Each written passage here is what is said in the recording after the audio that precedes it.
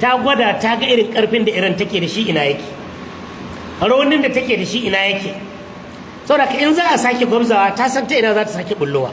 Kun ga wannan gefen kasar mamaye Yahudawa ana iya cewa ta ci nasara na ta bangare. Ita kuma Iran ta ci nasara ta fuskoki da dama. Da farko ta nuna irin shiri da karfin makamin da take da shi. Ta gwada yadda take iya kakkaɓa makamai masu haɗari don ta kare kanta da ƙasarta daga sharrin makiya. Ta kuma nuna irin makaman da take da su, ta gwada su wanda za su iya zuwa har Tel Aviv da Haifa. Sannan ta mai da martani, ta kai hari, ta yi ɓanna mai yawa ita ma ga gine-gine da gidaje. Ta jefa tsoro a cikin zukatan Yahudawa waɗanda daman babu wanda kai su tsoro a duniya, saboda duk duniya babu wanda bai son mutuwa kamar su. Daman akwai mai son mutuwa, akwai mummune masu son mutuwa inda mutuwa ce akan gaskiya, amma ba Yahudi ya fi kowa gudun mutuwa.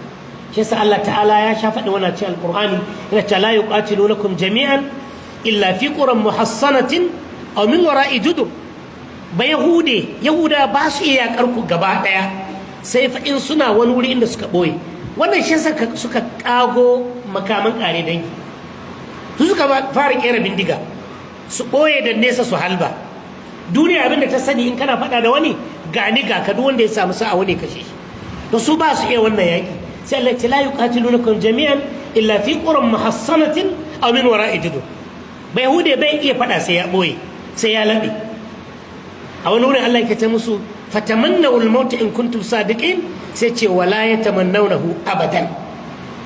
In gaskiya ne kun ce ku masoyan Allah ne, ku ƴaƴan Allah ne, ku Allah